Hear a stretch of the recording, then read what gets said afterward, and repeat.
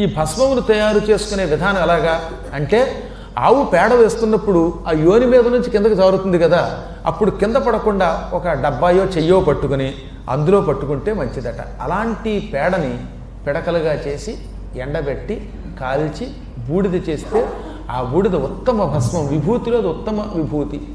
అది కూడా తద్దస్తేనైవ గృహ్యతే.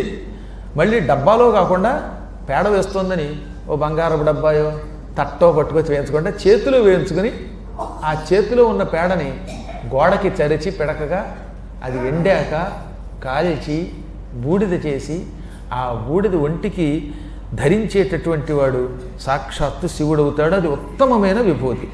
నేల మీద పడిపోయిన దాన్ని ఆవునేతితో కాల్చి బూడిద చేస్తే అది మధ్యమం. అసలు గోవు యొక్క పేడతో సంబంధం లేకుండా రకరకాలుగా సంపాదించేవన్నీ ఇంకా చివరి భాగాలు. ఎప్పుడు విభూతి ధారణ చేసినా పగలైతే నీళ్లల్లో కలిపి చేయమన్నాడు. ఎప్పుడైనా పగటిపూట విభూతి ధారణ చేస్తే సూర్యోదయం నుంచి సూర్యాస్తమయం వరకు విభూతిలో నీళ్లు కలుపుకొని అలా తడిపి అప్పుడు చేతిలోకి తీసుకొని పూసుకోమన్నాడు.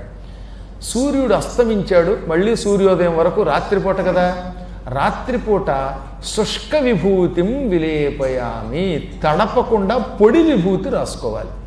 విభూతి, భూతి, ఐశ్వర్యము ఇవన్నీ కూడా విభూతికి పేర్లు. విభూతికి ఏమేమి పేర్లు ఉన్నాయి? భూతి, విభూతి, మహిమ, ఐశ్వర్యము, శివస్వరూపము, ఇన్ని పేర్లు ఉన్నాయి. శివుడికి ఇష్టమైనది గనక విభూతిని ఐశ్వర్యము అన్నారు.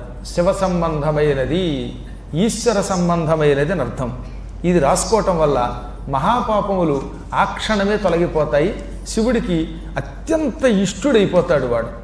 కాపాలికులు, త్రిపుండ్రధారులు, పరమపాపాత్ములు, చివరికి తెలుసో తెలియకో గోవుల్ని కొట్టినవాడు కూడా ఇంకెప్పుడు నేను గోవుల్ని కొట్టను, నా జీవితంలో పొరపాటు చేశాను అని పశ్చాత్తాపం పొంది భస్మం ధరిస్తే అలా గోవులను హింసించిన మహాపాపము నుంచి కూడా విముక్తి పొందుతాడు.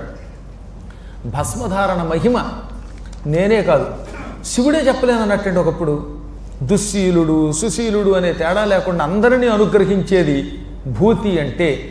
అందువల్ల శివుడు ఎంత గొప్ప మహిమనివ్వగలడో, శివుడి యొక్క పాదములు పట్టుకోవడం వల్ల ఏ లాభం వస్తుందో, నిరంతరం శివ సన్నిధానంలో ఉండడం వల్ల ఏ పుణ్యం వస్తుందో, కైలాసానికి నిరంతరం పోవడం వల్ల ఏ పుణ్యం వస్తుందో అది భస్మధారణ వల్ల